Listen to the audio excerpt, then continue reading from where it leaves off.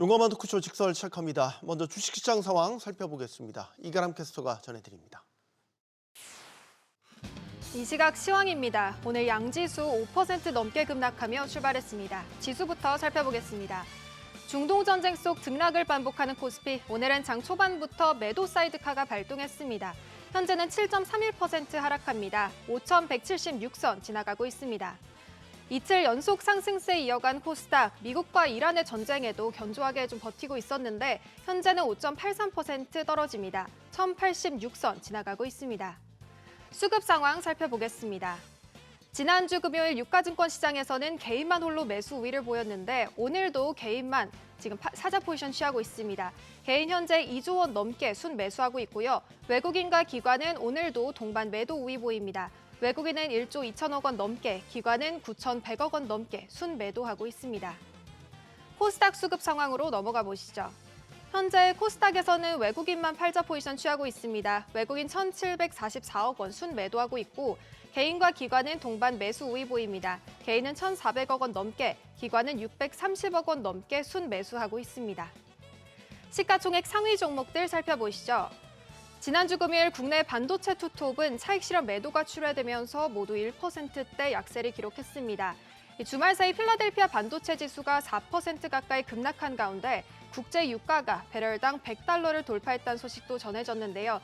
이에 지금 1위부터 5위까지 모두 하락세 연출하고 있습니다.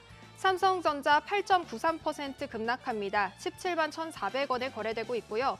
SK하이닉스도 9.42% 급락합니다. 83만 7천 원에 거래되고 있습니다. 현대차도 9.58% 하락하면서 50만 원에 거래되고 있고요. 삼성전자 우선주 8.2% 하락하고 있고 LG에너지솔루션도 5.43% 떨어지고 있습니다. 코스피 6위부터도 살펴보시죠. 현재 6위부터 10위까지도 일제히 하락불 켜고 있습니다. 삼성바이오로직스 5.29% 하락하고 있고 방산주는 지난주 금요일에 그래도 강세를 이어갔는데 오늘 하나에어로스페이스 6.75% 하락합니다. 138만 1,000원에 거래되고 있습니다. SK스퀘어 10% 하락하고 있고 두산에너빌리티도 2.55% 하락하고 있습니다. 기아도 7.6% 떨어지면서 15만 4,300원에 거래되고 있습니다. 코스닥으로 넘어가 보시죠. 현재 코스닥 1위부터 5위도 모두 하락불 켜고 있습니다. 지난주 금요일 코스닥 시장에서는 2차 전지주 흐름이 좋았는데 오늘은 에코프로 형제들 모두 하락하고 있습니다. 에코프로 5.41% 하락하면서 16만 원 선에서 거래되고 있고요. 에코프로 BM 3% 하락합니다. 19만 6,300원에 거래되고 있습니다. 알테오젠도 3.89% 떨어지고 있고요. 삼천당제약 4.19% 약세 기록하고 있습니다. 레인보우 로보틱스가 현재 10% 넘게 급락하면서 현재 거래가는 74만 5천 원입니다. 코스닥 6위부터도 살펴보시죠. 현재 ABL바이오 2.63% 하락합니다. 리노공업은 5.9% 하락하고 있고요.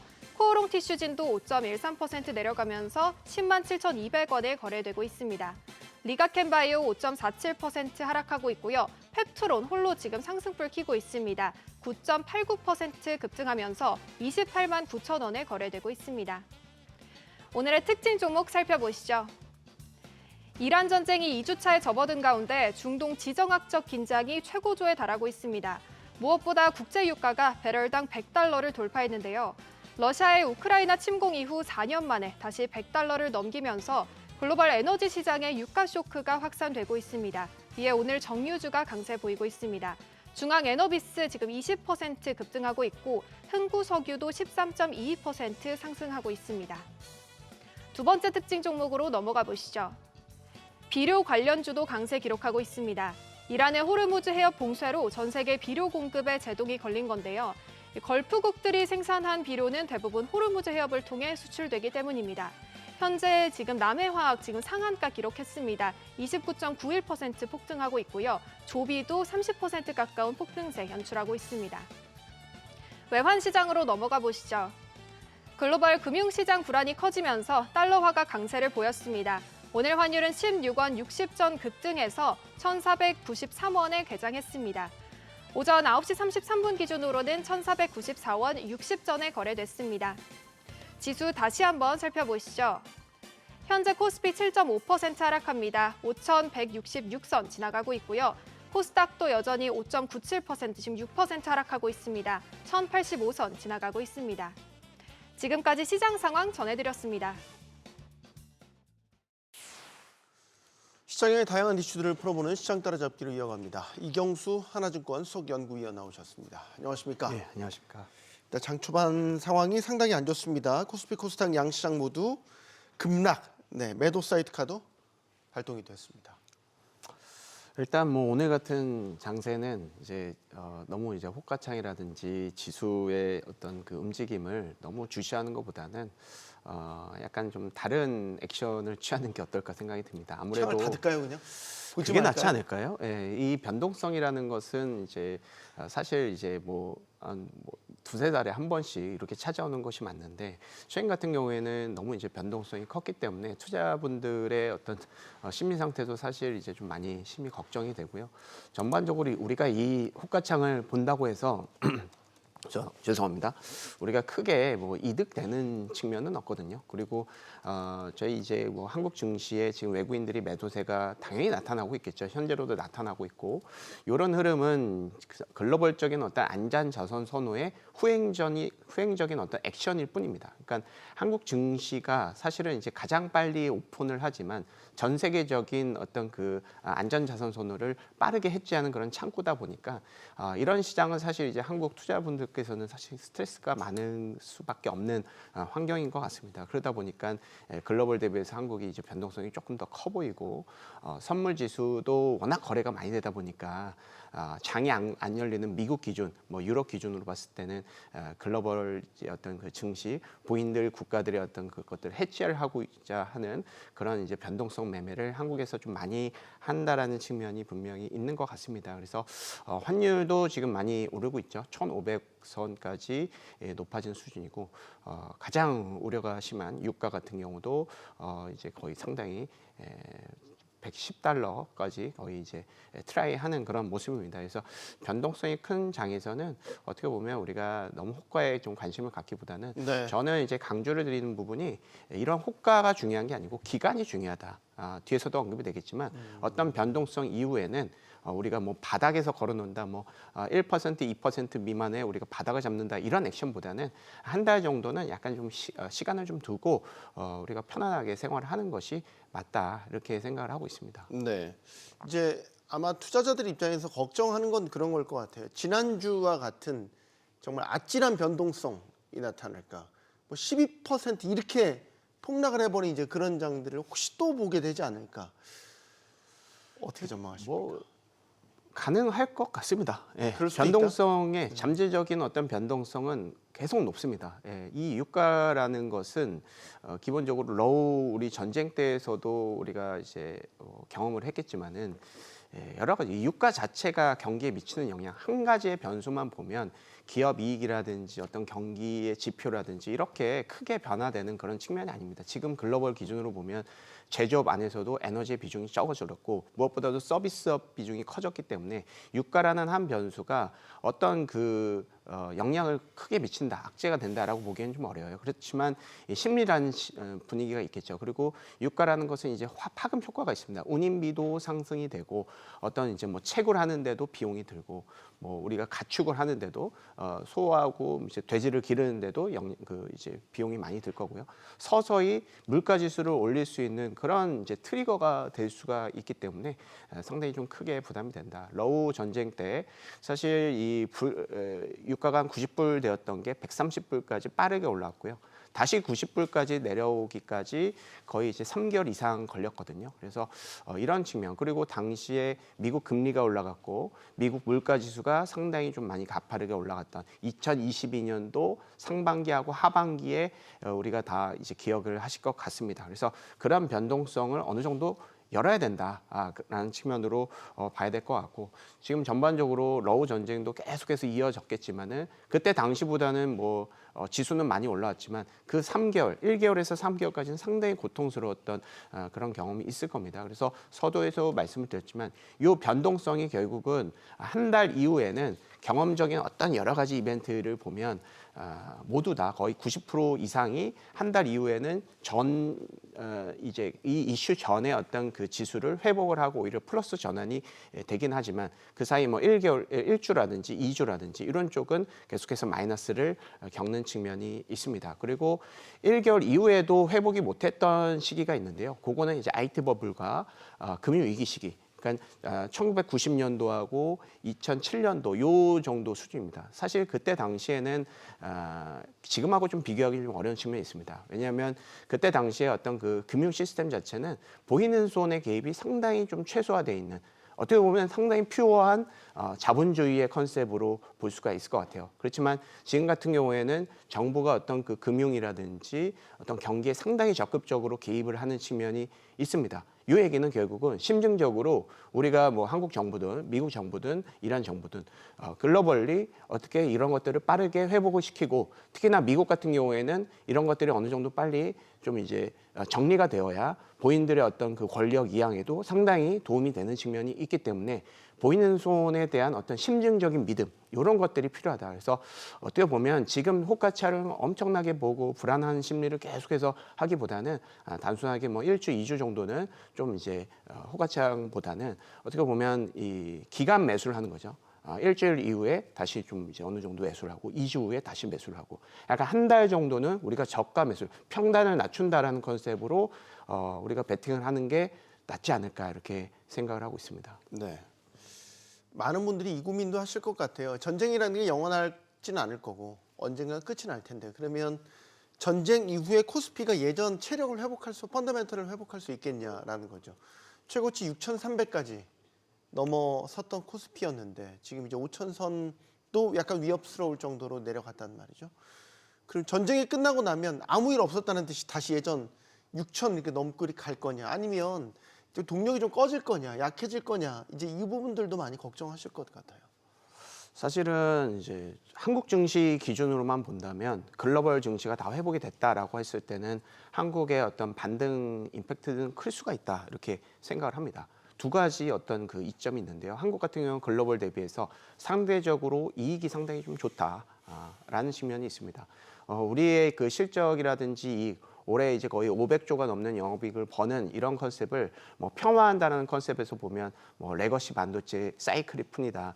이익이 올라가면 외국인들이 판다. 이런 컨셉으로 볼 수는 있겠지만 지금 철저히 퓨어 레거시도 분명히 있겠지만 HBM이라는 중장기적인 어떤 죄송합니다. 시장을 보면 상당히 좀 목이 메이는 측면이 있는 것 같은데요. 죄송하고요.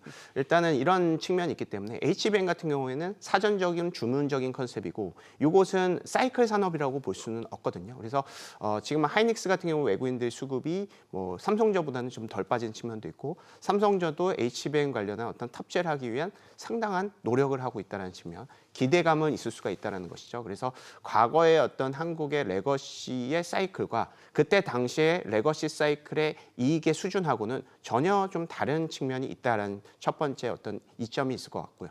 두 번째는 한국의 어떤 그 금융 자산의 어떤 변화라는 겁니다. 부동산 자산에서 금융 자산으로 이동을 할 수 있는 그런 수단이 상당히 좀 크다. 그리고 정부에서도 이런 정책을 보이는 손이 적극적으로 개입해서 지금 글로벌 트렌드라고 볼 수 있는 국가 자본주의 컨셉으로 상당히 좀 올바르게 잘 가고 있다는 측면. 그리고 지금 개인들이 국내 증시에 많이 들어온 것이 아니라고 생각을 하시겠지만 이것은 저는 금융 자산 안에서의 변화다. 그러니까 예금이라든지 뭐 연금이라든지 이런 것들 깨서 들어가는 것이 사실 우리 정부라든지 앞으로 한국 경기라든지 가계 자산이 올바른 방향으로 가기 위해서 부동산에서 금융자산으로 가는 움직임은 아직 나타나지는 않고 있어요. 네. 왜냐하면은 부동산을 팔고 어느 정도 정리를 하고 금융자산을 가기 위해서는 우리가 뭐 바로 우리 이제 주가가 떨어졌으니까 아파트를 팔고 주식 투자해야겠다라고 극단적인 가정을 하더라도 잔금 치르는 데만 3개월, 6개월 걸릴 것 같고요. 전반적인 그렇게 된다면 부동산 가격의 상승세가 어느 정도 완화된다는 것이 명확하게 나타날 것이고요.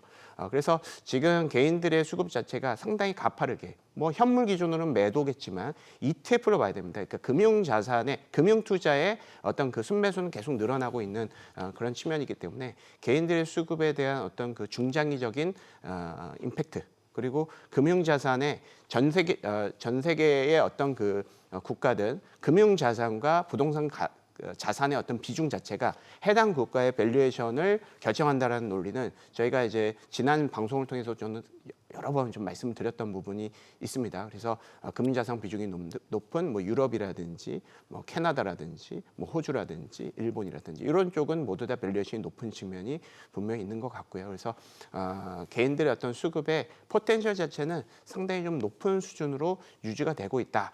이렇게 생각을 하고 있기 때문에 시장이 어느 정도 회복이 되고 글로벌적인 어떤 그 빅스 지수라든지 유가 지수가 요건 시간이 좀 걸리겠지만 요게 회복이 된 이후부터는 글로벌 대비해서 한국이 여전히 높은 성과를 얻을 가능성이 높다라고 일단은 기본적으로 생각하고 있고 금융시장이라든지 뭐 경기시장이라든지 기업 이익 측면에서도 유가와 물가 측면에서의 한국의 어떤 그 민감도는 상대적으로 낮은 것으로 저희가 분석을 하고 있습니다. 아무래도 반도체도 비중이 상당히 좀 커지면서 유가에도 분명히 영향이 있을 수는 있겠지만 타국 대비해서는 비중이 낮다라는 것을 좀 말씀을 드리고 싶습니다. 알겠습니다. 자, 코스닥이 좀 다른 양상이었어요.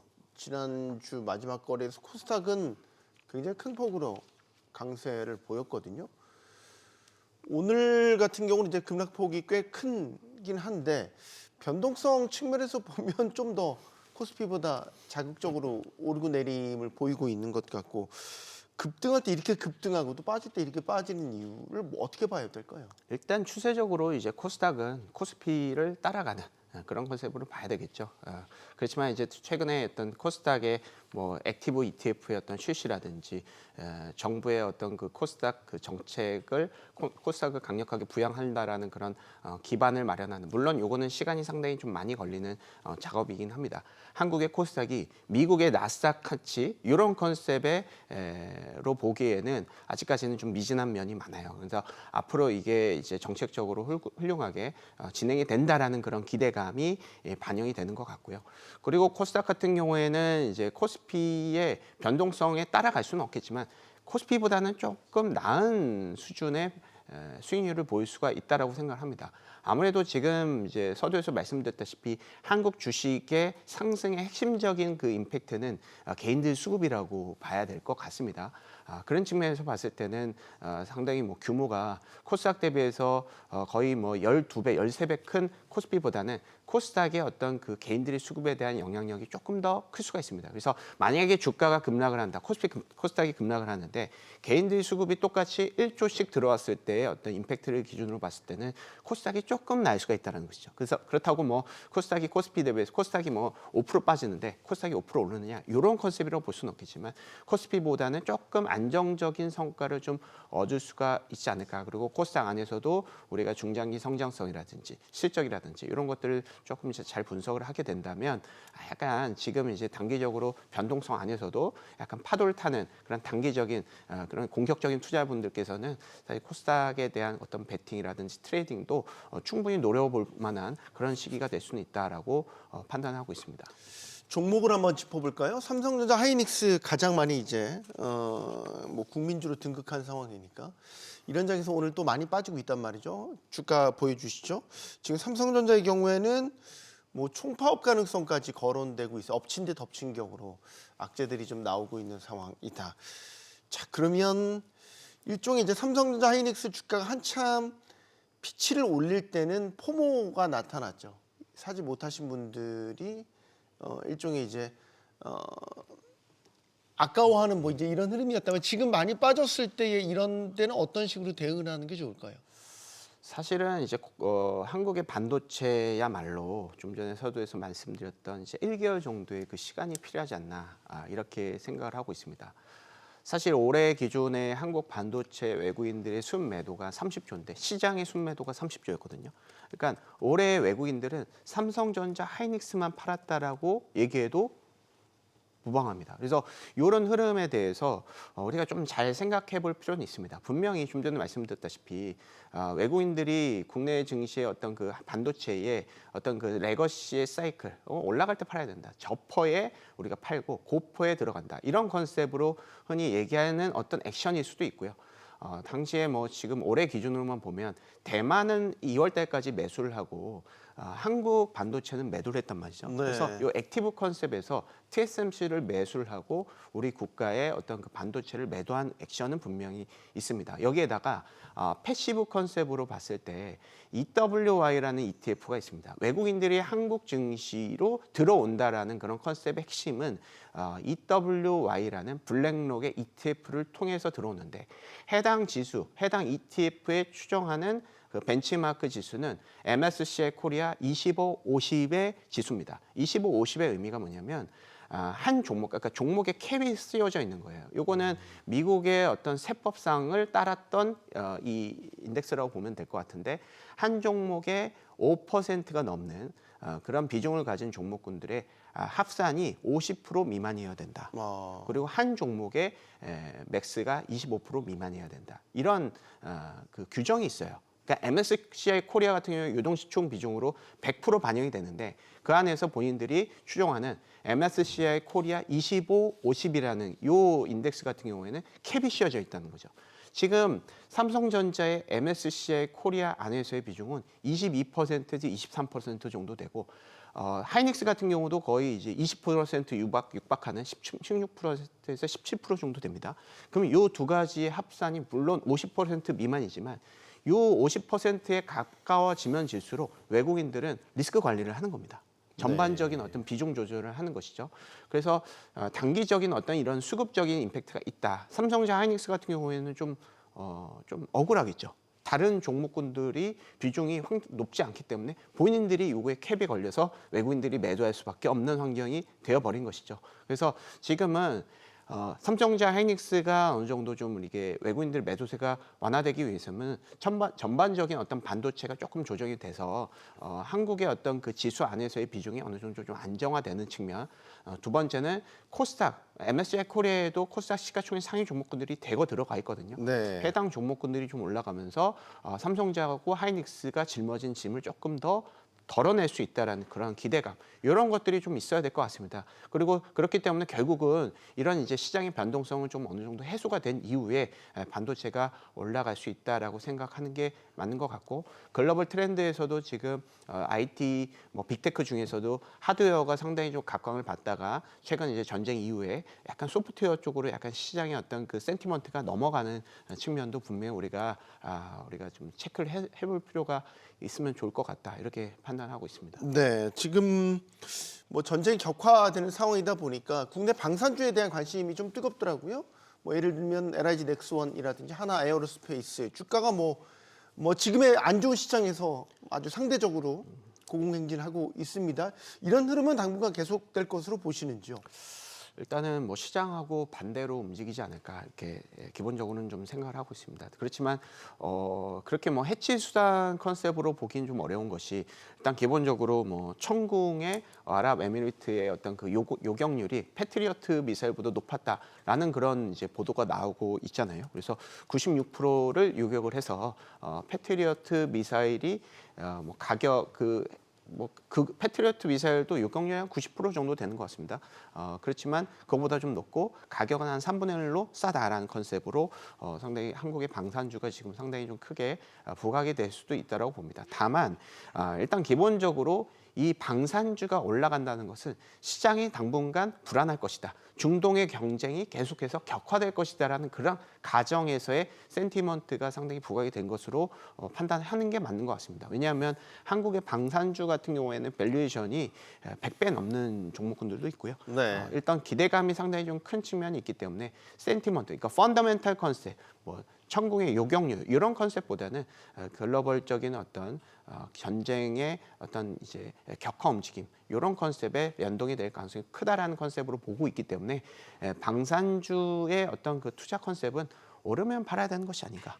이렇게 생각을 하고 있고요. 이거를 추세적으로 가져간다라는 것 컨셉은 사실은 시장을 약간 인버스로 가지고 간다라는 컨셉하고 비슷하기 때문에 사실상 뭐 상당히 좀 비중이 높게 가지고 가라고 추천을 드리기에는 좀 어려운 측면이 있다. 이렇게 말씀드리고 싶습니다. 네. 자, 지금 미국 증시로 눈길을 좀 돌려보면요. 지난주 마지막 거래일에서 뭐 유가도 폭등했지만 사실 고용 지표가 매우 안 좋게 고용 쇼크 수준으로 92,000명 감소하면서 이 두 가지 요인을 악재로 삼아서 상당히 많이 조정을 받았습니다. 지금 유가가 $100 이상 같지 않습니까? 이번 주에도 그런 비슷한 충격을 받는다? 그리고 이번 주엔 또 관전 포인트 중에 하나가 CPI가 나오니까 지금 유가가 $100 이상으로 간 상태에서 물가 불안 이런 가운데 CPI가 나오기 때문에 이번 주 굉장히 불안한 흐름 전망되는데요. 그래서 보통 이제 고용이 안 좋으면 이제 금리가 떨어지게 되죠. 기준금리가 떨어질 수 있겠다. 통화 정책을 쓸 수가 있겠다라고 생각을 할 수는 있겠지만 지금 이제 전쟁의 어떤 컨셉으로 봤을 때 유가가 올라가고 인플레이션 우려가 있기 때문에 이것은 스태그플레이션의 전형적인 약간 우려감 이런 것들이 반영이 될 가능성이 높다 이렇게 판단합니다. 다만 이 스태그플레이션이 현실화되기는 어렵다고 생각합니다. 스태그플레이션이 최근에 어떤 이 히스토리를 보면 1970년도가 되고요. 네. 지금하고는 좀 많이 격차가 있죠.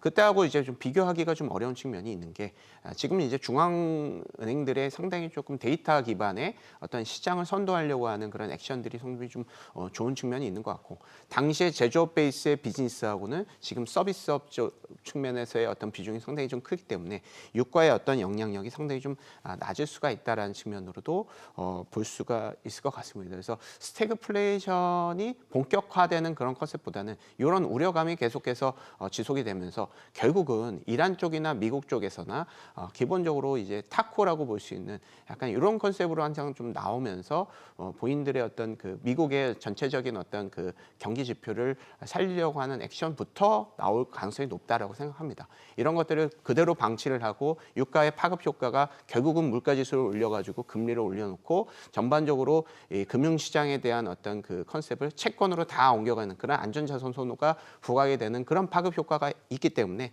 이것들을 가만히 놔둔다라고 계속 전쟁이 격화된다라고 하면 스태그플레이션 가능성이 충분히 있을 수는 있겠지만 좀 전에 말씀드렸던 정부의 어떤 보이는 손 그리고 이 보이는 손에 대한 역할이 본인들의 권력 이양에 상당히 도움이 되는 핵심적인 수단이기 때문에 이런 것들을 묵인하면서 전반적인 본인들의 어떤 정치적인 전쟁을 격화시키려는 그런 액션을 취하지는 않을 것이라는 심증적인 어떤 그 판단이 조금 더 중요한 시기가 아닌가 이렇게 생각을 하고 있습니다. 알겠습니다. 시장 따라잡기 여기서 마무리하겠습니다. 이경수 하나증권 수석연구위원이었습니다. 고맙습니다. 감사합니다.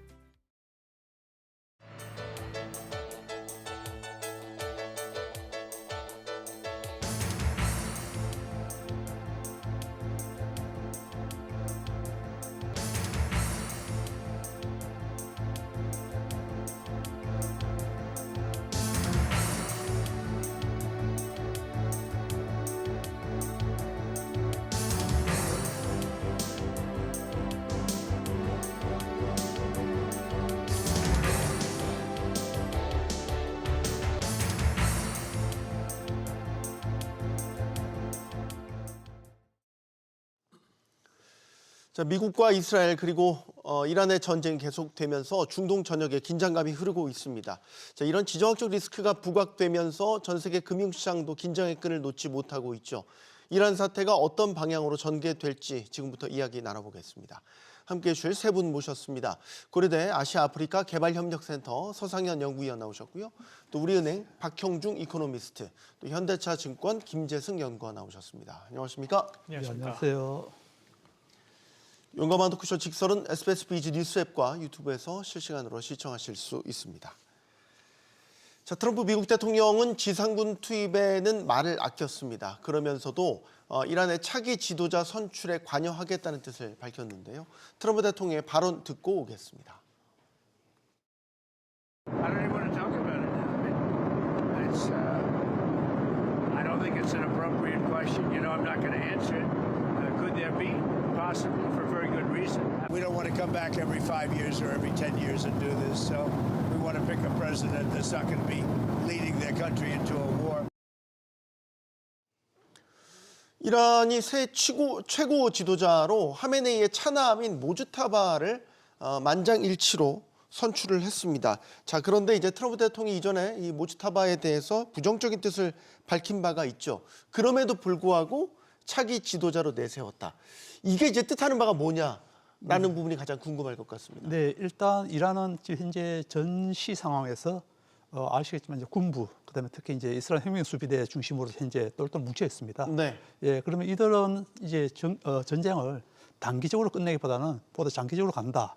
이렇게 지금 현재 생각을 하고 있고, 이를 위해서는 새로운 지도자, 즉 미국이 싫어하는, 어떻게 보면 트럼프가 좀 자신의 시나리오에서 좀 배제되는 이런 그 모주타바를 갖다가 새 최고 지도자로 앉힘으로써 전쟁을 보다 강경하게 가겠다, 또 장기적으로 가겠다는 이런 메시지를 미국에게 던졌다, 이렇게 생각합니다. 네. 아직 모주타바 선출에 대해서 트럼프 대통령의 입장이 나오지는 않았어요. 네네. 나오진 않았지만 이전에 이제 지도자 선출에 관여하겠다는 의지를 이제 직간접적으로 드러냈기 때문에 어떻게 보면 싫어하는 인물이 지금 그렇죠. 꺼려하는 인물이 등장을 했단 말이죠. 네네. 그러면 이제 예를 들어서 그런 얘기도 했었잖아요. 그러니까 일종의 이제 살수 작전 같은 것들이 감행될 가능성도 있다고 보십니까? 그렇죠. 지금 현재 이스라엘이나 이란, 미국 같은 경우는 이제 모주타바의 그 행적에 대한 아마 이제 이란 내에 있는 정보원을 이용해서 아마 지금 현재 샅샅이 아마 이제 찾고 있을 것으로 지금 예상이 되고 있고요. 반면에 이제 모주타바는 1차 그 공격에서 자기 아버지인 하메네이, 그다음에 어머니, 거기다 자기 와이프까지 지금 현재 뭐 공격으로 사망했다는 이런 말이 나오거든요. 네. 그렇기 때문에 엄청난 미국에 대한, 이스라엘에 대한 적개심을 가질 수 있을 수 있고 그렇기 때문에 이전에 생각했던 것보다 미국 입장에서는 모주타바가 보다 더 강경하게 이제 미국과 이스라엘에 대적할 것으로 이제 예상을 하고 있고, 이에 대해서 또 이제 이스라엘이나 미국은 어떻게든 모주타바의 행적을 찾아서 또 다른 또 참수 작전에 또 들어가지 않을까, 이렇게 예상이 되고 있습니다. 네, 중동 사태 격화 조짐을 보이면서 글로벌 경제 증시 뭐 말 그대로 요동치고 있습니다. 지금까지 그 사태가 이제 일주일 넘었습니다. 시장이 이제 이거를 어떻게 받아들이냐. 우리 시장만 보면 엄청난 변동성 장세를 보였단 말입니다. 굉장히 불안한 흐름이 이어지고 있어요. 지금 상황을 어떻게 보고 계십니까? 일단 이번 사태 초기만 하더라도 네. 시장에서는 단기에 그칠 수 있을 거다라는 희망 섞인 전망이 있긴 했습니다. 네. 근데 이게 일주일이 넘어가면서 장기화 가능성을 상당히 높게 보고 이제 금융시장 가격들이 이제 반응을 하고 있는 것 같습니다. 특히 이제 어제 트럼프 미 대통령이 고유가는 중동 평화를 위한 조금 대가, 비용 이런 발언도 했고, 네. 아직 일부이긴 합니다만 미국에서는 트럼프가 이란 전쟁을 핑계로 중간 선거를 지연할 수 있다라는 분석도 지금 제기가 되고 있는 상황이거든요. 그래서 최근에 국제 유가가 $100를 넘어서기도 했고, 근데 이게 지속이 된다라고 하게 되면 이제 순차적으로 물가, 금리, 환율 그리고 거시경제 쪽으로 이제 영향을 미치게 될 텐데, 일단 지금 전반적인 금융시장의 흐름은 일단 장기화 가능성을 염두에 두면서 이제 가격 지표 조금씩 반영해 나가는 이런 단계인 것으로 보고 있습니다. 네. 자, 시장에서 지금 사태를 어떻게 받아들이고 있는가? 아까 우리 말씀 주신 거는 이제 장기화를 염두에 두고 시장 가격을 반영하는 것 같다. 연구원님은 어떻게 보십니까? 사실 거기에 더해서 저는 이제 호르무즈 해협이 실질적으로 봉쇄되어서 이제 원유 시장의 영향이 크다 보니까 증시가 더 영향을 크게 받는 것 같다라고 보고 있습니다.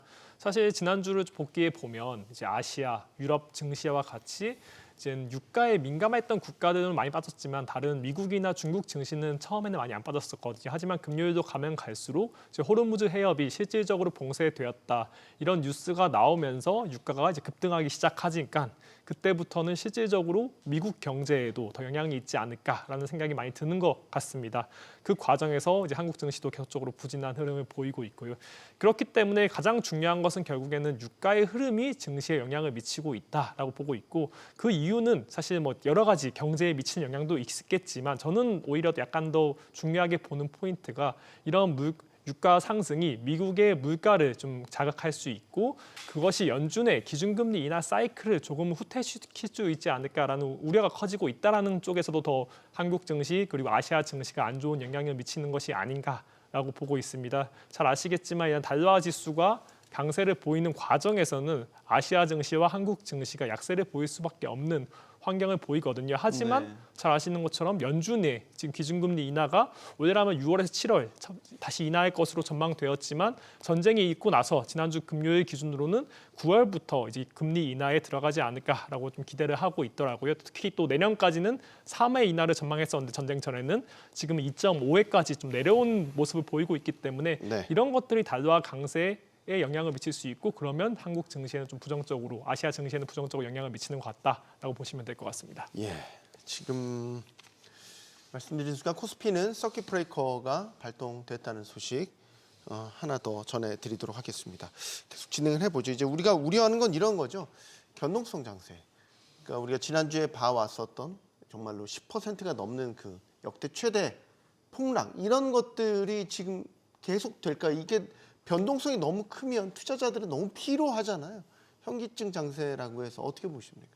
사실 뭐 그런 변동성이 크고 이런 것들은 당연히 이벤트 자체가 지금 예측하기 어렵기 때문이라고도 볼 수 있을 것 같습니다. 그 말이 뭐냐면, 전쟁은 사실 예측이 좀 어려운 부분들이 있잖아요. 경제나 그런 부분들은 조금은 여러 가지 지표들 통해서 확인할 수 있는 부분들이 있는데 반해서 경제가, 이런 전쟁 같은 경우는 워낙 강대강 대치 이런 것들도 있고, 사실 뭐 우리 잘 아는 것처럼 과거에 러시아와 우크라이나 전쟁 빨리 끝날 거라고 전망했었죠. 하지만 늦게 끝났었고, 또 과거에 미국의 이라크 전쟁 6주 만에 끝날 것 같다고 럼스펠트가 말했었는데 뭐 9년이나 걸렸던 그런 사례들을 본다면, 사실 전쟁이라는 것은 예측하기가 정말 어려운 부분들이 있다. 그래서 변동성이 크다고 생각하고 있고, 그렇기 때문에 이런 변동성 장세에서 어떠한 그런 전쟁 결과 같은 것들을 예측하기보다는 대응을, 특히 포트폴리오를 잘 지켜가면서 대응하는 것이 중요하지 않을까라고는 보고 있습니다. 네.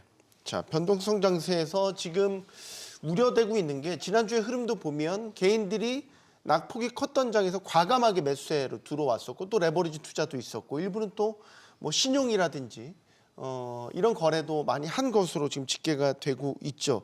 이게 괜찮을까? 이번 주도 흐름이 심상치 않은데 말이죠. 어떻게 보십니까? 일단 지정학적 리스크 자체가 뉴스 플로우에 따라서 변동성이 커지는 거기 때문에 네. 예측을 하기가 상당히 어렵죠. 그렇죠. 그래서 네. 앞으로도 변동성이 커질 것으로 예상이 되는데, 개인들이 많이 하는 레버리지나 인버스 2X 같은 곧버스라고 하죠. 네. 이런 상품들은 시장에 특별한 방향성이 없이 변동성이 커지는 상황에서는 손실이 누적이 될 수가 있거든요. 그래서 이게 방향성에 대한 굉장히 강한 확신, 상승이든 하락이든 이런 강한 확신이 없는 상황이라면 상당히 위험한 상품일 수 있을 것 같고요. 특히 지금처럼 변동성이 높은 상황에서는 장기 보유할 때 성과가 왜곡될 가능성이 매우 큽니다. 그래서 지금처럼 지정학적 리스크의 방향을 예단하기 어려운 상황에서는 단기적으로 좀 위험할 수 있는 상품이다, 이렇게 좀 생각이 되네요. 개인들의 과감한 매수. 오늘도 코스피에서 보면 외국인들과 기관이 팔고 있는데 이걸 다 개인들이 받아내는 형태로 지금 수급이 만들어지고 있단 말이죠. 걱정이에요. 이게 이제 전략이 맞아떨어지면 모르는데, 예를 들어서 이렇게 변동성이 큰 장세에 이제 타이밍이 엇나가기 시작하면 소위 말해서 고점에 물리고 더 큰 손해를 보게 되고 하락에 하락을 만들고 뭐 이런 장세들이 이제 펼쳐지게 된다면 개인들의 손실이 너무 클 것 같다.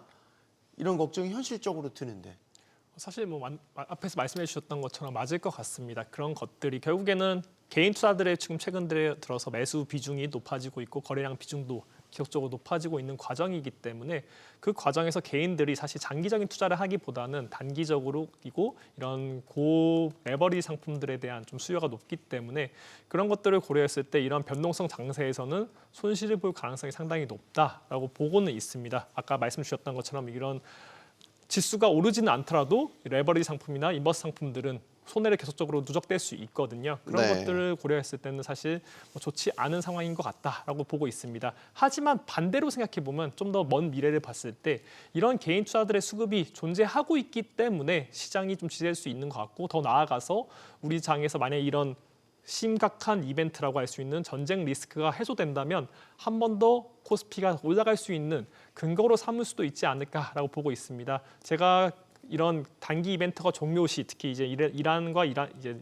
미국과 이란 전쟁 종료 시 어떤 부분들이 더 다시 또 코스피를 올릴 수 있을까를 봤을 때 사실 외국인들이 많이 팔았다는 점과 개인들의 그런 예탁금이 상당히 많이 쌓여 있다는 점 이 두 가지가 코스피를 한 번 더 밀어 올릴 수 있다라고 보고는 있거든요. 네. 그런 것들을 고려했을 때 지금 단기적으로는 변동성을 만들고 개인들의 손실을 만드는 것도 사실이지만 장기적으로 봤을 때 특히 이란 전쟁 리스크가 사라진다면 다시 코스피가 올라갈 수 있는 이유로도 다시 또 이용될 수 있을 것 같다라고는 보고 있습니다. 알겠습니다. 자, 이란 사태로 무엇보다 지금 유가에 대한 걱정이 매우 커지고 있는 상황입니다. 특히 이제 이란이 주변 국가들을 공격을 하는데 에너지나 저장 시설이나 정제 시설 이런 것들 아주 전략적으로 타격을 하면서 지금 유가를 막 지금 부추기고 있는 상황이란 말이죠.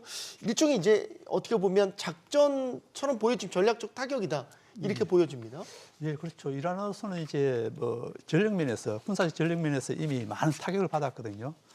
미국이 발표하기에는 지금 현재 이란 전체 군사력의 약 90%가 파괴됐다 이렇게 말을 하거든요. 네. 이렇게 되면 이제 이란 입장에서는 비대칭적인 이런 이제 전략을 가져가야 되는데 그중 하나가 이제 인근국에 있는 에너지 시설에 대해서 공격함으로써 중동을 불안화시키고 중동뿐만 아니고 이제 에너지 시설이 불안해지고 그다음에 이제 원유를 생산하지 못하게 되면 전 세계 글로벌적으로 이제 경제적인 파급 영향이 크기 때문에 이란은 이제 단순하게 양국 간의 전쟁 이런 게 떠나서 중동 더 나아가서 세계적인 큰 파급력을 이제 미치기 위해서 이제 인근에 있는 이제 주로 이제 지시 국가들의 에너지 시설에 대해서 이제 타격하고 있고 또 반대로 또 이스라엘 같은 경우도 이번에 또 이란 또 에너지 저장 시설도 공개했거든요. 주말 사이에 타격했다는 예. 소식이 전해졌죠. 예, 그에 대해서 또 미국 같은 경우는 굉장히 분노했다는 말도 있고 왜 이런 상황에서 에너지 시설까지 타격하냐 그렇게 되면 더 이제 글로벌 이제 에너지 문제가 더 부각되는데 그렇게 이제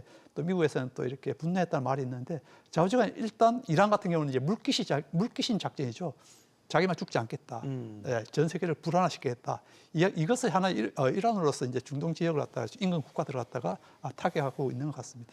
그러니까 미국과 이스라엘에 비해서 군사력이 현격히 떨어지지만 그렇죠. 소위 말해서 내가 가지고 있는 조그만 자원으로도 충분히 효과를 발휘할 수 있게 주변 국가들의 어떤 에너지 시설들을 집중적으로 타격한다. 네네. 이러므로써 지금 유가가 이렇게 올랐다면 어느 정도 작전이 먹혀 들어가고 있는 그렇죠. 거 아니에요? 지금 현재 카타르가 천연가스 생산을 중단하고 그다음에 쿠웨이트도 마찬가지로 이제 원유 생산을 지금 이제 중단했는데 그 이유가 이제 호르무즈 해협이 이제 봉쇄되다 보니까 생산해도 나갈 수 없고 그다음에 이제 저장고도 이제 완전히 다 차간다고 그러더라고요. 예, 그렇기 때문에 이제 더 이상 생산을 못 하는데 그렇게 되다 보니까 지금 현재 이제 유가도 $100 이상 이제 올라간 상황이고 이건 어떻게 보면 이란으로서는 향후에도 계속 이제 비대칭적인 공격 차원에서는 이제 지속적으로 아마 노리지 않을까 그렇게 예상이 되고 있습니다. 네. 지금 호르무즈 해협에 대한 봉쇄 문제가 불거지니까 사실 트럼프 대통령이 해군을 동원해서 유조선들을 호위할 수 있다 이제 이런 입장도 내기도 했죠. 사실만 지금 유가의 흐름을 보면 전혀 뭐 먹혀들지 않고 있습니다. 배럴당이 $100 결국 넘어섰지 않습니까? 세 자릿수로 가는 이 유가는 이전과는 어떤 충격이 다르다 이렇게 볼 수 있지 않겠습니까? 그렇습니다. 지난해 연평균 유가 수준이 $60대였거든요. 네. 지금 $100라고 치면 이미 50% 이상 오른 거죠. 그러네요. 근데 지금까지 유가가 오르는 과정을 보게 되면 일단 지정학적 리스크 프리미엄이라고 할까요? 이게 이제 반영이 되면서 지금까지 유가는 올라왔는데 네. 지금부터 이제 더 중요한 게 실제 생산이 감소가 되는지 여부가 무엇보다 중요할 것 같은데 이미 그런 조짐들이 좀 나오고 있단 말이에요. 원유는 생산을 해놨는데 수송이 안 되면서 저장고는 차고 네. 이러면서 어제 쿠웨이트가 원유 생산을 감축하겠다라는 뉴스를 냈는데 이런 뉴스 플로우들이 더 나오게 되면 유가가 지금보다 더 오를 가능성이 있어 보이고 너무 빨리 올라요. 그렇습니다. 그래서 네. 지금도 이미 많이 빠르게 올랐는데 이미 지금 초기인 것 같아요. 생산 감축의 초기. 그래서 아직은 주변 오페크 국가들로 생산 감축이 확산이 이렇게 크게 되고 있는 것 같지는 않지만 이게 조금씩 더 이제 퍼지게 되게 되면 실제 원유 공급 리스크가 상당히 조금 뭐라고 할까요? 유가에 조금 더 충격을 줄 수 있을 것 같고 지금도 이미 운송료라든지 해상보험이라든지 이런 것들이 많이 상승을 하고 있거든요. 이런 것들마저 반영이 되기 시작하게 되면 지금 이미 이제 유가가 $100를 넘어섰지만 지금과 같은 속도로 지금만큼 상승한 폭만큼 추가적으로 오를 여지는 여전히 남아 있다라고 생각이 됩니다. 지금 사실 자고 일어나면 앞자리가 바뀌는 주말 사이에 특히 더 그랬단 말이죠. 속도가 너무 겁이 나요. 이렇게 되면 정말 $150? 뭐 이렇게까지도 최악의 상황을 가정해야 되는 건가? 어떻게 보세요? 사실 일각에서는 $130까지 넘을 수 있다라고 보고 있는 것 같습니다. 뭐 사실 저희 같은 경우는 $100까지는 올라갈 수 있지 않을까라고 보았는데 더 강하게 올라가는 것 같고요. 그렇지만 앞에서 다들 말씀해 주셨던 것처럼 더 중요한 것은 사실 이 올라가는 폭도 중요하지만 결국 기간이 중요하다고 보고 있습니다. 네. 이것이 뭐 4주에서 6주 안에 끝난다면 사실 크게 미국 경제나 글로벌 경제에 미치는 영향은 크지 않을 거로 보고 있고 그 결과로서 이제 수출 중심의 코스피에는 크게 영향이 없을 거라고는 보고 있습니다. 하지만 이것이 3개월에서 6개월 이상 만약에 고유가가 지속될 경우에는 우리가 고려해야 될 것이 과거 2022년에 러시아와 우크라이나 전쟁으로 인한 유가 급등 그 과정에서 연준의 기준금리 인상, 달러화 강세, 그때 코스피가 한 28%까지 빠졌었거든요. 그런 최악의 시나리오까지 가정한다면 사실 이렇게 유가가 오랫동안 지속되고 전쟁이 오랫동안 지속되고 그 과정에서 달러화가 강세까지 보여진다면 계속적으로 그것이 지속된다면 사실 코스피에게는 상당히 부담으로 작용할 수 있을 것 같습니다. 그때 28% 빠졌던 데가 러시아 우크라이나. 맞습니다. 2022년 1년 말에 비해서 이제 러시아 우크라이나 전쟁이 2022년 2월에 시작되었고 그때 7월 때까지 한 코스피가 한 28% 정도 빠졌었고 뭐 고점 대비해서 30% 약간 가까이 빠졌었습니다. 그만큼 그때는 이제 거의 비슷했죠. 유가가 올라가고 그 과정에서 연준이 기준금리를 이제 지금은 약간 다르긴 하지만요. 네. 인상을 하고 그 과정에서 달러가 강세를 보여버리니까 외국인들이 팔면서 코스피 내려가는 흐름들이 지속되었다. 그때가 저는 최악의 시나리오 현재 우리가 가정할 수 있는 그런 최악의 시나리오라고 보고 있고 그런 것들을 고려한다면 조금은 좀 더 그런 유가가 기간이 좀 빨리 단축될 수 유가 상승의 기간이 좀 빨리 단축될 수 있어야 되지 않을까라고는 보고 있습니다. 사실 러시아 우크라이나 전쟁은 공식적으로 아직 끝나지도 않았죠. 그렇습니다. 그 당시에 이제 장기화 조짐이 뚜렷하게 나타나면서 사실 유가뿐만 아니라 LNG 가격이라든지 뭐 비료 원료 이런 것들이 다 총체적으로 다 오르면서 물가에 상당한 부담을 줬고 지금 국내 휘발유 가격 보면 사실 이미 너무나도 많이 반영하고 있잖아요. 휘발유 가격 기준으로 1,900원 중반대 거의 이제 2,000원 초읽기 들어간 상태인 것 같아요. 이렇게 이제 휘발유값, 경유 가격이 빠르게 올라가면 이제 우리 걱정은 실질적인 실물 경제, 인플레이션 여기에 대한 상당한 압박이 되지 않을까 예상이 되는데요. 그럴 것 같습니다. 지금 유가도 오르는 게 문제지만 환율도 동반해서 오르고 있단 말이에요. 네. 그래서 국내 휘발유 가격, 경유 가격은 유가에 더해서 환율이 함께 반영이 되기 때문에 네. 아마 최근에 휘발유 가격을 넣었을 때 상당히 당황스러우신 분들도 아마 많으실 텐데 이게 단기간에 뭐 이번 문제가 해결이 된다라고 하게 되면 뭐 시간이 지나면 정상화 될 것 같은데 그렇지 않고 이게 장기화 된다라고 했을 경우에는 순차적으로 국내 소비자 물가, 소비, 투자 전반적으로 악영향을 미칠 것 같아요. 일단 국제 원자재 가격, 특히 원유가 상승을 하게 되면 휘발유 가격만 오르는 게 아니거든요. 네. 전체 소비자 물가 바스켓의 한 7% 가격이 이제 에너지 가격인데 이거 말고도 이제 뭐 배달료가 오른다든지 식료품 가격이 오른다든지 운송료가 오른다든지 2차적인 파급 효과가 있기 때문에 네. 지금 우리나라 물가 상승률이 한 2% 정도가 되는데 지금 정도 유가 수준이 이어진다고 하게 되면 앞으로 한두 달 후에 우리나라 물가 상승률이 2% 중후반까지 올라갈 가능성이 있고요. 지난해도 우리나라 소비 좋지는 않았는데 지금처럼 이렇게 물가 부담이 커진다고 하게 되면 소비의 위축 요인이 될 수도 있을 거고요. 네. 주요 생산 기업들의 비용 부담도 만만치 않게 커질 겁니다. 전반적으로 성장률의 하락 요인이 될 텐데 올해 한국은행과 그 정부가 예상하고 있는 우리나라 성장률이 2%란 말이에요. 근데 이걸 달성하지 못할 가능성도 꽤 커지는 거고요. 그래서 지금 이제 3월인데 이 장기화 여부에 따라서 우리가 경험하는 2분기, 3분기의 거시경제 상황, 환율 여건, 금리 여건, 통화 정책 이런 거는 상당히 달라질 여지가 있어 보이기 때문에 앞으로 이 부분은 상당히 관심 있게 지켜봐야 될 요인인 걸로 봅니다. 실물 경제로의 전이, 이른바 이제 경기 침체에 대한 공포, 두려움들이 퍼진다면 이건 당연히 시장에도 안 좋은 징후들로 계속해서 나타날 수 있겠죠.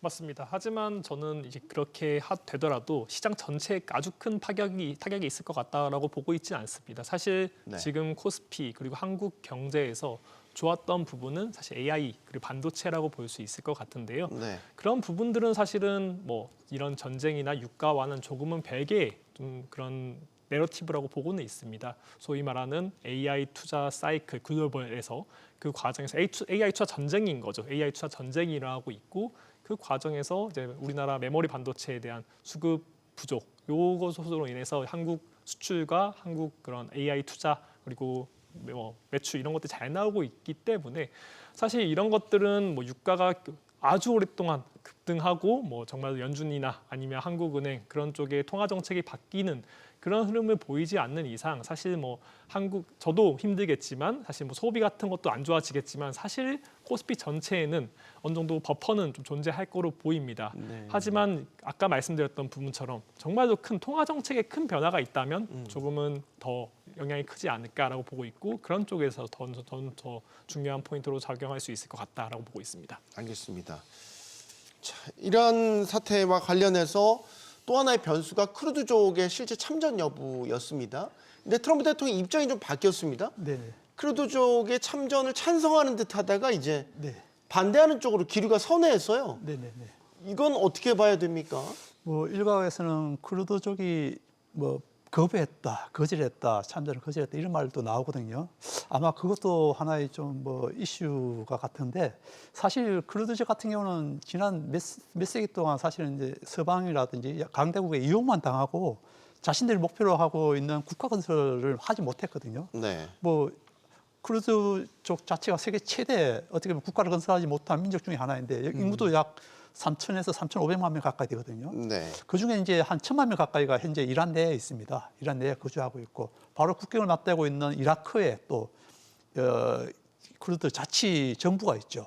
그래서 초기에는 이제 미국이나 이스라엘이 지상군을 파병하지 못하는 상황이기 때문에 네. 크루드족을 적절히 활용해 갖고 이란 내에서 좀 이렇게 분규를 좀 일으키는 국내 그 내부에서 좀 이렇게 분규를 일으켜서 좀 이렇게 소기의 성과를 좀 달성하자 이렇게 좀 생각했었는데 뭐 워낙 아까 말씀드린 대로 크루드족 자체가 뭐 현재 참여하려는 의지가 좀 약하고 왜 그러냐면 또 이란이 이제 정권 자체가 바뀔 가능성이 낮아졌거든요. 네. 그렇다 보면 나중에 이 전쟁 종식 이후에 자기네들이 만약에 참전한다면은 그에 대한 박해를 받을 게 뻔한데 이걸 갖다가 고려하지 않고 참전한다. 그거는 별로 자기네들이 봤을 때 크루드족 입장에 봤을 때도 뭐 현명치 않다 생각하기 때문에 이제 적극적으로 참여를 하지 않으려는 이제 그런 거고 또 다른 거는 또 이제 뭐 미국 입장에서도 사실 뭐 다른 이렇게 전쟁에 원래 또 확전이 안 돼야 되는데 이런 크루드족을 이렇게 참여시킴으로써 또 이렇게 뭐 확전을 시키는 하나의 또 뭐 요인이 된다 이런 또 비난을 받기 때문에 그런 것도 좀 고려해서 크루드족에 대한 참여를 갖다가 트럼프가 말을 좀 바꾸지 않았나 그렇게 생각합니다. 네. 사실 이번 크루드족 참전 여부와 관련해서 이제 크루드족들이 그 중동 국가들에 퍼져 있다고 말씀 주셨잖아요. 네네네. 그 중에 하나가 튀르키예인데 그렇죠. 튀르키예도 크루드족이 1,000만 명이 넘게 거기 살고 있는데 제일 많이 살고 있죠. 네, 제일 많이 살고 있죠. 네네. 만약에 지금 그 크루드족이 독립을 하는 데 있어서 민감하게 반응하는 게 튀르키예고 맞습니다. 튀르키예는 또 유럽연합의 회원국이지 않습니까? 네네네. 그러니까 이게 자칫 상황이 유럽까지의 확전으로 복잡하게 돌아갈 수 있다. 이제 그런 부분들은 굉장히 부담스러워한다라는. 맞습니다. 아마 이 크루드족 참여에 대해서 가장 반대한 게 아마 이제 튀르키예일 거고요. 만약에 크루드족이 자치적으로 국가를 세운다면 이거는 뭐 튀르키예 내에서 있는 그 한때는 튀르키예 쿠르드 반군이라 불릴 정도로 사실 그 튀르키예하고 쿠르드족하고 이렇게 전쟁도 많이 발생했거든요. 네. 그런 측면에서 봤을 때는 아무리 뭐 미국이 그 나토 회원국이지만은 튀르키예 입장에서는 또 다른 쿠르드족이 국가를 건립하면서 종전 이후에 국가를 건립되면은 튀르키예에 막대한 타격이 있기 때문에 그래서 네. 적극적으로 아마 튀르키예가 에르도안 특히 이제 에르도안 대통령이 적극적으로 미국의 반대 의사를 전하지 않았나 이렇게 생각됩니다. 알겠습니다. 자, 지금 시장으로 다시 돌아보면 아까 잠깐 언뜻 말씀드렸지만 전쟁 후에 그러면 우리 코스피가 제대로 된 경쟁력을 회복할 수 있을 것인가? 여기에 대한 관점. 최근에 이제 골드만삭스에서 코스피 지수 목표치를 이런 상황에 7,000으로 상향 조정했더라고요. 이거는 외국계 증권사들도 코스피에 대한 기본적인 펀더멘털 강화, 여기에 대한 믿음은 그대로 가지고 있다라는 뜻 아닌가요? 맞습니다. 펀더멘털에 대한 변화 이런 것들에 대한 존재는 아직 하고 있지 않아 보이고요. 사실 미국과 이란 이런 전쟁 리스크가 완화되고 특히 유가가 좀 다시 완화된다면 첫 번째로 그런 가정이 필요할 것 같고요. 거기에 4주에서 6주 정도의 전쟁 정도가 지속된다면 사실 펀더멘털 훼손 없을 거라고 보고 있습니다. 사실 아까 말씀드렸던 것처럼 반도체, 우리나라 반도체 중심 이런 영업이익 전망 상향 조정이 있었기 때문에 그런 것들은 전쟁과는 조금 무관한 부분도 있고요.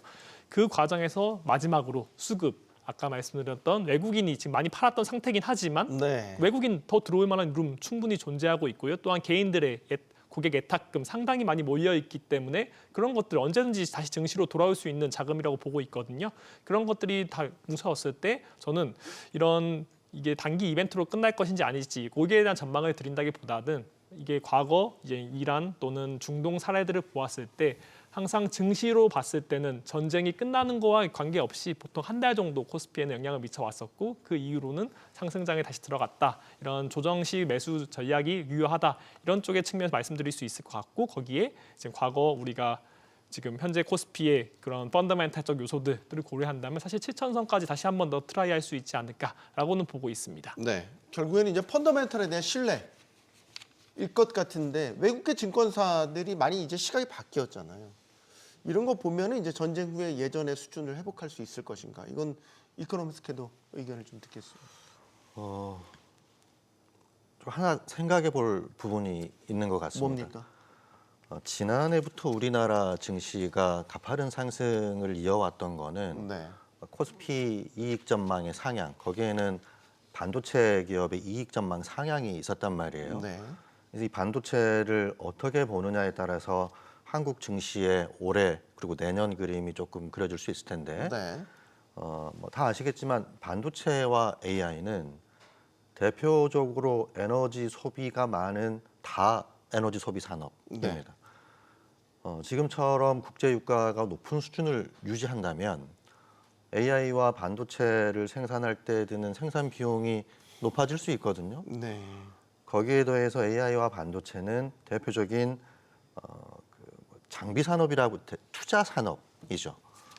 국제 유가가 높아지고 물가 높아지면 금리도 높은 수준을 유지할 수 있을 거고 그러면 투자 사이클도 약간 훼손될 가능성이 있단 말이죠. 네. 거기에 더해서 전반적으로 국제 유가가 높아지면 앞서도 제가 우리나라 거시 경제가 조금 영향을 받을 수 있다라고 말씀드렸는데 글로벌 전반적인 경기가 위축되게 되면 IT에 대한 수요 사이클도 일정 부분 약화될 가능성도 있습니다.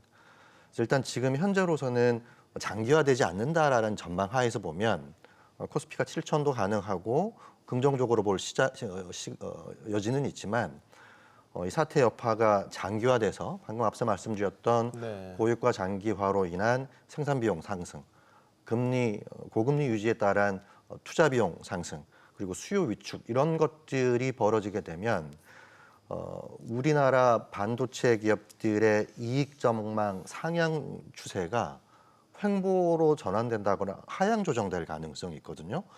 그렇다고 하게 되면 우리나라 반도체를 보는 시각도 조금은 달라질 여지가 있을 수 있다 이렇게 좀 생각이 돼서 네. 앞으로 이 부분은 일단 뭐 지난해부터 이익 전망이 가파르게 올라오고 있는 건 맞지만 앞으로 이 부분이 우리나라 하이닉스와 삼성전자 그리고 AI 기업들 전반에 비용에 어떠한 영향을 미칠지에 대해서는 조금 관심을 갖고 지켜봐야 우리나라 코스피 7점 이게 유지가 되는지 아닌지 이거를 조금 더 얘기를 할 수 있을 것 같고 지금 현재로서 놓고 보게 되면 조금 이제 관심 있게 과거와는 달리 지난 2월과는 달리 네. 약간 커셔스하게 볼 요인은 점점 많아지고 있다 이렇게 생각이 됩니다. 알겠습니다. 어쨌든 전쟁이 빨리 종식이 돼야 이 모든 사태가 이제 해소가 될 텐데 말이죠.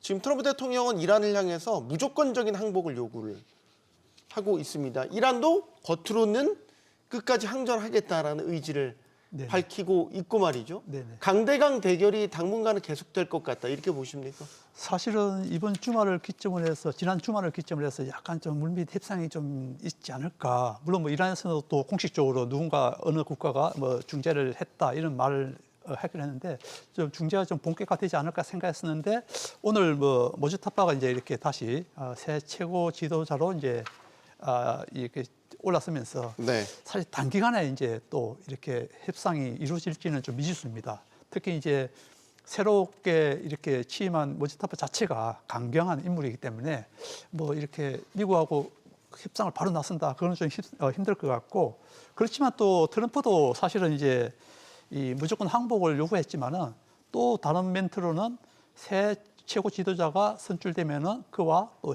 대화할 여지는 있다 이렇게 말을 했거든요. 네. 그래서 어떻게 보면은 트럼프가 뭐 미국 경제라든지 글로벌 경제 또 뭐 아시겠지만 올해 11월에 열릴 그 미국의 그 중간 선거를 생각한다면 장기전으로 갈 수 없거든요. 그렇다면은 이번 새롭게 뭐 누가 되든 뭐 새로운 그 최고 지도자가 선출되었으니까 어떻게 보면 또 물밑 협상을 할 수 있는 하나의 또 모멘텀이 되지 않을까 이렇게도 또 생각하고 있습니다. 말씀은 모든 걸 다 열어놔야 된다라는 그렇죠. 말씀 같아요. 그러니까 극적으로 협상이 타결될 가능성까지도 열어놓고 네네. 정반대로 강대강으로 계속 갈 가능성까지도 현재로서 예측은 쉽지 않은 영역. 네, 쉽지는 않은데 트럼프의 그 성향상 장기전으로 가지는 않을 것으로 이제 조금 예상이 좀 저는 생각하고 있습니다. 네. 그러니까 중간 선거도 앞두고 있고 장기전으로 가는 거는 어쨌든 부담, 그렇죠. 정치적으로도 그렇고 경제적으로도 상당한 부담이 되기 때문에 그렇죠. 본인이 대통령 이렇게 선출될 당시에 외부의 전쟁, 특히 이제 미국의 이익이 없는 전쟁에는 개입하지 않겠다. 뭐 개입하더라도 단기적이고 그다음에 이제 자기 뭐 미국의 이익이 되는 그게 대표적인 게 이제 베네수엘라였었거든요. 뭐 이번에도 전쟁 초기에는 베네수엘라 모델로 해갖고 최고 지도자만 이렇게 참수하면은 금방 이렇게 협상이 될 걸로 생각했지만은 이란은 다른 상황이라는 걸 깨달았습니다. 깨달았지만 그렇다고 마가 그러니까 자기를 지지해 주었던 지지자들의 그 뭐 관심들이 현재 거꾸로 이제 이렇게 트럼프를 갖다 지지 않는 이런 성향으로 돌아서고 있기 때문에 이걸 다시 반전시키기 위해서는 트럼프 입장에서는 장기전으로 이렇게 간다는 것은 큰 부담이라고 생각되고 있습니다. 혹시 이게 이제 그 주변국들, 이란 주변국들이 이제 공격을 받고 있기 때문에 네네. 본격적으로 사우디나 쿠웨이트나 아랍에미리트 연합이나 이런 국가들이 이제 참전하게 된다면 네네. 어떻게 보시면 이게 이제 중동 전쟁처럼 확전될 수도 있다고 보는 거고 네네. 사우디 같은 경우는 뭐 비교적 그래도 미국과 가까운 군사교류도 하고 있는 나라이기 때문에 네네. 미군의 아군이 더 늘어난다? 뭐 이렇게도 볼 수 있을 것 같고. 뭐 지금도 일부 뭐 중동이 어차피 인근 국가들은 전쟁에 개입되는 이런 상황인데 오늘 뭐 어제 잠깐 그 외신을 보면은 그 UAE가 그 이란 그 담수 시설을 공격했다는 이런 말이 나오기도 하거든요. 네. 물론 뭐 UAE는 이제 그에 대해서 이제 부정했지만은 사실 UAE나 그다음에 카타르, 오만 같은 경우는 그나마 이란에 대해서 우호적인 국가였는데 이들 국가들이 이제 공격을 받으니까 굉장히 큰 배신감이 드는 거죠. 카타르도 마찬가지고 UAE도 그렇고 우리는 이란을 위해서 열심히 중재도 해주고 도와줬는데 너네들 어떻게 그렇게 할 수 있나 이렇게 배신감 느끼는데 공식적으로 성명도 발표했거든요. 네.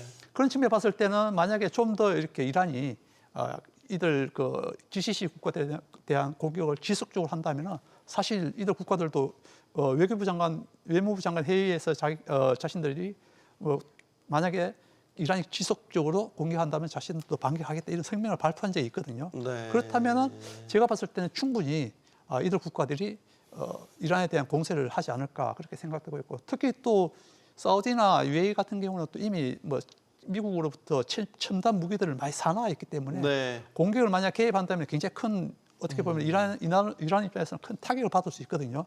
그래서 그런 측면을 봤을 때는 이란도 한 번쯤 이렇게 인근 국가들에 대한 공격을 지속할 것인지 안 할 것인지에 대해서 좀 고민을 하지 않을까 그렇게 예상이 됩니다. 네. 사실 이제 이번 그 전쟁이 발발하고 나서 또 주목을 받았던 게 우리 한국산 무기 체계가 또 주목을 받았어요. 소위 말해서 지대공 같은 이런 미사일들이 요격률이 상당히 높게 나오면서 방산주들이 또 여기에 또 반응을 해서 많이 오르더라고요.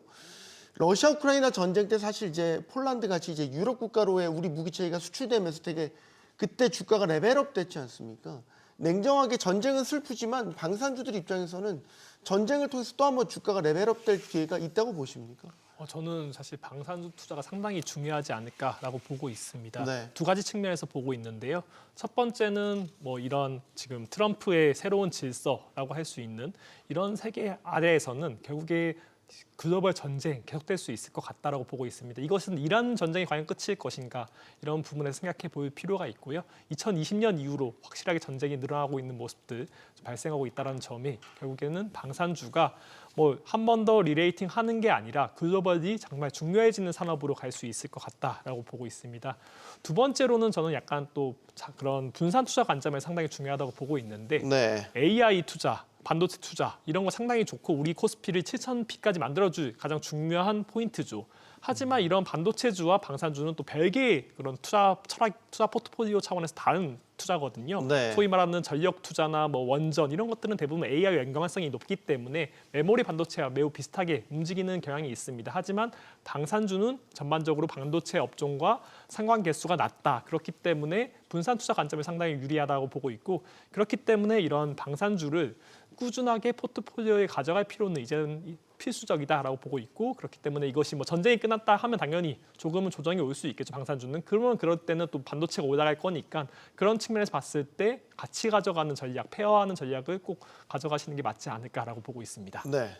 미군도 뭐 첨단 전력을 갖고 있지만 전쟁이 지속되면서 이제 사상자들도 많이 늘어나고 미국 내 이제 부정적인 여론들이 상당히 커지고 있다고 해요. 그래서 그렇죠. 예. 그 아들 보내라, 트럼프 대통령 아들을 전쟁터로 보내라 이런 말도 나온다고 하는데 네네네. 이렇게 되면 이제 내부에서의 위기가 커지게 되면 트럼프 대통령도 되게 정치적 부담을 느끼게 될 거고 일종의 이제 출구 전략도 고민을 그렇죠. 하고 네. 있을 것 같아요. 네네 맞습니다. 뭐 오늘 아침 뉴스 들어보면은 이제 미군 사상자가 7명으로 늘었거든요. 네. 뭐 갈수록 만약에 전쟁이 장기화된다면 뭐 미군 사상자가 늘 수밖에 없는 그런 구조이기 때문에 그렇게 되면 이제 미국 내에서도 아무래도 이제 반전 여론이 상대적으로 올라갈 수밖에 없고 미국뿐만 아니라 서방 뭐 많은 국가들에서도 이제 반전 여론들이 높아지기 때문에 트럼프 입장에서는 특히 뭐 마가들 입장에서는 굉장히 그에 대해서 부정적인 게 높아질 수밖에 없기 때문에 트럼프 입장에서는 아까도 말씀드렸지만 중간 선거를 앞두고는 굉장히 큰 부담이라고 볼 수 있습니다. 알겠습니다. 자, 지금 중동 사태가 불거지고 나서 뭐 증시도 급등락을 반복하고 있고 유가도 오르고 한데 저희 입장에서 우리 한국 입장에서는 이제 환율 부담도 상당히 커지고 있습니다.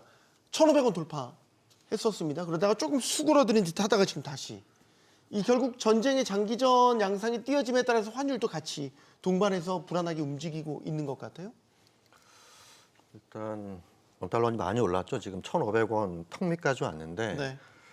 이게 이번 주라도 1,500원을 넘어설 가능성이 꽤 커 보입니다. 지난 1년 동안 환율 흐름을 좀 살펴보면 트럼프가 취임한 지 한 1년 좀 넘었단 말이에요. 네. 이 사이에 달러와 인덱스가 한 10%가량 하락을 했습니다. 달러 약세인 거죠. 그런데 지난해 뭐 얼마 되진 않았지만 지난해 원달러 굉장히 이슈였지 않습니까? 네. 달러가 약세였음에도 불구하고 원달러 환율은 계속 올랐죠. 1,400 중반까지 올랐는데 작년에는 원달러 환율 올랐던 게 국내 수급 이슈 때문에 그렇습니다. 국내 개인과 기관들이 미국 주식을 많이 매집하면서 달러 수급이 조금 안 맞으면서 환율이 많이 올랐는데 네. 지금은 이제 그 요인에 더해서 대외 충격이 지금 온 상태란 말이에요. 네. 근데 지금 대외 충격은 한국이 가장 취약한 연결고리일 수도 있습니다. 왜냐하면 뭐 다 아시는 것처럼 우리나라가 원유를 거의 대부분 수입을 하고 있고 대외 개방도도 상당히 높고 이런 상황에서 유가 충격이 왔기 때문에 지난해 국내 내부 요인에 의한 환율 상승과 지금의 환율 상승은 그 내용도 다를 뿐만 아니라 그 영향도 다를 수밖에 없다라고 생각이 되고 네. 지난해 우리나라 그 경상수지 흑자 금액이 한 700억 달러가 됐단 말이에요. 근데 제가 추정을 해보니까 국제 유가가 100달러를 넘어서게 되면 우리나라 경상 흑자 금액이 200억 달러로 굉장히 줄게 되고 130억 유가가 130달러를 넘어서게 되면 경상수지가 이제 적자로 전환되는 된단 말이에요. 네. 자, 그러면 지금까지는 경상수지도 흑자였고 뭐 무역수지도 흑자였고 단지 국내 개인과 기관들이 미국 투자에 열중하느라 환율이 올랐던 것뿐이었는데 네. 올해는 거기에 대해서 이제 국내에 유입되는 달러 자체가 경상수지 무역수지를 통해 유입되는 달러 흑자 자체가 줄 수 있고 적자로 전환될 수 있기 때문에 네. 지금부터 나타나는 원달러 환율 상승은 작년하고는 굉장히 다를 수 있다. 그러니까 작년에는 원달러 환율이 상승했어도 특별히 심리적인 경각심 이외에는 실물 경제 측면에서 뭐 비단 큰 악영향은 없었단 말이에요. 네. 근데 지금의 원달러 환율 상승은 앞서 이제 얘기도 나눴지만 물가라든지 환율이라든지 금리라든지 거시경제 전반, 무역 흑자 전반적으로 영향을 미칠 수 있는 요인이기 때문에 일단 환율은 조금 더 모르겠습니다. 굉장히 조금 부정적인 얘기만 하는지 잘 모르겠습니다만은 상당히 경각심을 갖고 조금 지켜봐야 될 이슈다라고 봅니다. 사실 지금 달러 인덱스가 아직 100을 넘진 않았거든요. 그걸 비교해 보면 사실 주요 통화국 대비 우리 원화 약세가 좀 더 두드러지게 나타나는 측면도 있다고 보여지고 1,500원이라는 상징적인 숫자를 넘어서면 사실 증시에도 되게 수급 부담이 커지잖아요. 외국인들 요즘 계속해서 거의 매도세 일관이었지 않습니까? 맞습니다. 매도 폭도 더 커질 여지가 생기는 거 아닌가요? 사실 근데 2월 달 그리고 3월 달에 외국인이 거의 30조 가까이 팔았기 때문에 사실 뭐 코스피에서요. 그렇기 때문에 더 많이 계속적으로 팔 수 있을까? 여기에 대한 생각은 조금 좀 다르게 생각해 보일 여지도 있는 것 같습니다. 결국에 외국인이 2월, 3월에도 충분히 많이 팔고 있기 때문에 지금 네. 3월 달 들어서 특히나 이번 이제 이란 전쟁이 발발하고 나서부터 외국인 그런 순매도 규모를 보면 사실 순매도 규모가 아주 처음엔 컸다가 점점 금요일 가면 갈수록 약해지는 모습도 발생했었던 모습이 있습니다. 네. 그런 것들이 결국에 요약하자면 외국인들도 결국에는 한국에 대한 모든 것들을 포지션을 정리하는 게 아니라면 외국인들이 이제 원달러 환율 움직임 상에서 조금은 좀 계속 순매도를 보일 수는 있겠지만 더 중요한 것은 이벤트가 종료되면 바로 다시 또 돌아올 수 있는 요인이 있기 때문에 또 그런 것들을 감안해서 포트폴리오를 조정해야 되는 거잖아요. 그런 것들을 봤을 때 과연 얼만큼 팔 수 있을지는 조금은 또 생각해 볼 필요가 있다라고 보고 있습니다. 네. 외신들을 통해서 계속해서 이제 이란 사태와 관련된 긴박한 소식들이 들어오고 있습니다. 지금 전쟁이 장기전으로 갈 거냐 그걸 판단하는 여부 중에 하나가 지상군 투입 여부인데 트럼프 대통령이 조금 바뀐 입장을 내놨어요. 미 지상군 투입 배제 안 한다. 이란 지도도 바뀔 수 있다. 네, 이거는 지상군이 투입되면 이제 작전 개념이 아예 달라지지 않습니까? 그렇죠. 예. 그런데 말은 그렇게 해도 지상군을 본격적으로 투입한다는 것은 뭐 엄청난 리스크가 있다는 걸 알기 때문에 지상군을 본격화한다? 그건 아마 쉽지는 않을 것 같고 만약에 한다 하면은 뭐 예를 들어 지금 현재 에너지 문제가 제일 크다 하면은 그 호르무즈 해협을 중심으로 한 이미 그 이란 그 군함들은 거의 다 파괴됐는데 네. 그 인근에서 이제 드론이라든지 미사일을 발사하는 거거든요. 그럼 이런 시설들에 대한 뭐 공수부대 투입이라든지 그걸 통해서 이제 그 호르무즈 해협에 통과하는 그 유조선들을 갖다가 안전하게 보호할 수 있는 그 정도의 지상군이나 뭐 그다음에 공수여단 같은 이런 걸 좀 투입하지 않을까 그렇게 생각되고 이란 자체가 영토도 넓지만은 사실 지형도 이라크와 옛날 이라크 전쟁과 비교할 수 없을 정도의 뭐 지형 자체도 산악지대 이런 것도 있고 그다음에 이제 이란군이 정규 규모만 80만 명이 넘고 비정규 규모까지 하면은 100만 명이 넘는 군대가 있거든요. 네. 그렇다면 쉽게 미국이 들어갈 수 있는 여지는 없다고 보고 있습니다. 알겠습니다. 자, 이번 주 참 고비입니다. 어떻게 대응해야 될까요? 마지막 김재승 연구원님.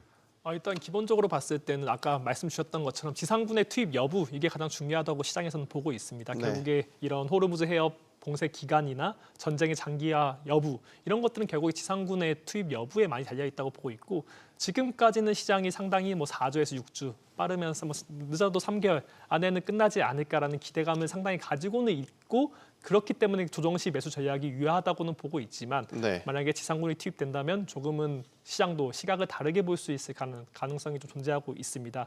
하지만 일단 지상군이 투입되기 전까지는 조정시 매수 전략이 맞다고 보고 있습니다. 과거 사례들을 본다면 중동 사례들을 이벤트를 본다면 사실 항상 코스피에서도 조정은 보통 한 달 정도 유지되었고 한 달 안에 대부분 복구되었고 3개월 동안 수익률을 보면 한 8.5% 정도 플러스로 기록하는 모습을 보였거든요. 중동 이벤트 1990년대 이후 발생했던 이벤트를 보면요.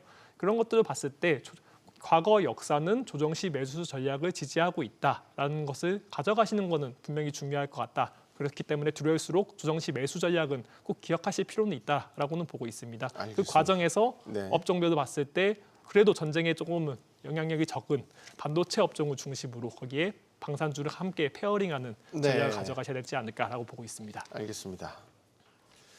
자, 국제유가가 결국 $100를 넘어섰습니다. 전쟁이 장기전으로 갈 징후들도 곳곳에서 감지되고 있고요. 마주한 현실을 직시하고 위험을 최소화할 수 있는 시장 대응이 어느 때보다 필요해 보입니다. 토론 마치겠습니다. 여기는 모든 경제가 모이는 SBS 비즈입니다. 시청해주셔서 고맙습니다.